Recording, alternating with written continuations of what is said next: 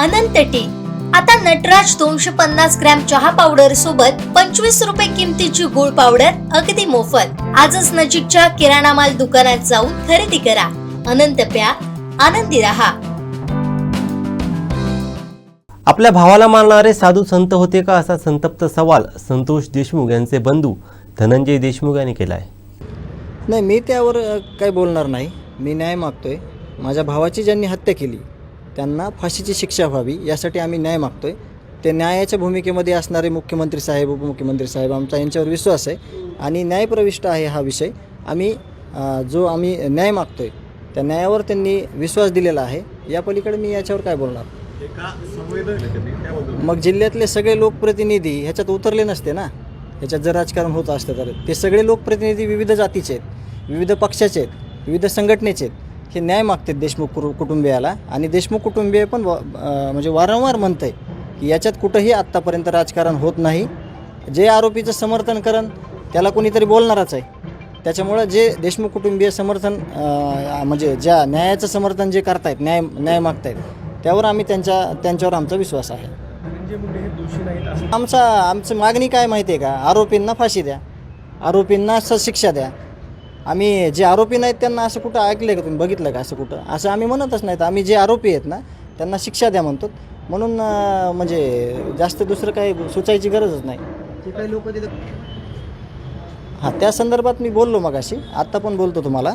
जर त्यांना कुठं थापडथोपड झाली असली आणि त्याच्या बदल्यात जर त्यांनी खून केला तर त्या लोकांचं सगळं कॅरेक्टर कदाचित माहीत नसणार की ते कोण लोक होते, ते साधू संत होते का, ते म्हणजे मागून खाणारे लोक होते का, काय होते। त्यांनी खंडणीचे त्यांच्यावर आधी पण गुन्हे आहेत, त्यांच्यावर 6, 8, 10, 22पर्यंत एकावर गंभीर गुन्हे आहेत। काही आरोपी त्याच्यातले फरार आहेत कागदपत्रावर, त्याच्यावर कुठलंही कारवाई झालेली नाही आणि म्हणून त्यावर जर कारवाई झाली असती तर परत ते तिथं तरी आले नसते। किंवा समजा एखाद्याच्या गावात गेलेत आणि सरपंचानं तिथं का म्हणजे एखाद्या दलित बांधवाला मारल्यावर जर तिथं जाणं चुकीचं असलं तर मग त्या दलित बांधवाला पण मारून टाकलं असतं।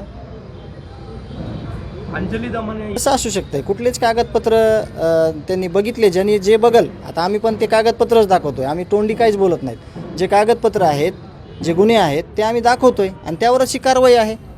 आणि न्यायालय आहे, पोलीस प्रशासन आहे, SIT आहे, CID आहे। हे देशमुख कुटुंबियाच्या बोलण्याहून जर एवढं केलं असतं तर मग आम्हाला एवढं पळापळ करायची काय गरज पडली असती। कागदपत्र आहेत आमच्याकडं ठोस, ते शासनाकडे आहेत, प्रशासनाकडे आहेत, ते यंत्रणेकडे आहेत, त्यावर हे सगळं चाललेलं आहे। अजितदादा बोलले आहेत की हा आरोपी 50 दिवस झाले, 51 दिवस झालं कसं काय शोधत नाही, सापडलं नाही, त्यामुळे त्यांना बोललेलं आहे।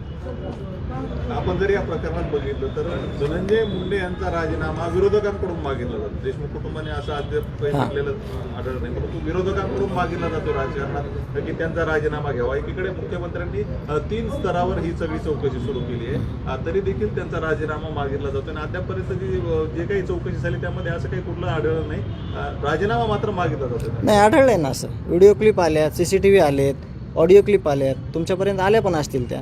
आणि आमची मागणी एक आहे, याच्यात आमच्या न्यायाच्या भूमिकेमध्ये जर कोणी प्रेशराईज केलं यंत्रणेला तर त्याचं जिम्मेदार कोण? त्यामुळे आम्ही शासनाला मागणी केलेली आहे की याच्यात कुणी जर आड येत असेल, याच्यात कुणी प्रेशर करत असेल तर ते तुमचं कार्य आहे, ते तुम्ही ठरवा काय करायचं ते, असं आम्ही मागणी करतो ना। अनेक वेळेस धनंजय मुंडे आपल्या माध्यमाला बोलताना बोलले की जे दोषी आहेत त्यांना फाशीवर चढवा। नुसतं म्हणण्यानं काहीच होत नाही। इतर लोकप्रतिनिधी आहेत, त्यांनी अधिवेशन गाजवलं। संतोष अण्णा देशमुख यांची हत्या झाल्यापासून हे लोकप्रतिनिधी रस्त्यावर उतरलेले आहेत। मग फक्त फाशी झाली पाहिजे म्हणण्यानं फाशी नाही होणार, त्याच्यासाठी विशेष प्रयत्न करावे लागतील सगळ्यांनी आणि हे आरोपी आहेत ह्यांना ठेसून काढलं पाहिजे। आमचे दिवसभरातले सर्व अपडेट्स, ताज्या घडामोडी आणि थेट लाईव्ह पाहण्यासाठी सबस्क्राईब करा, लाईक करा कोकणचं नंबर 1 महा चॅनल कोकण 7 लाईव्हचं YouTube चॅनल।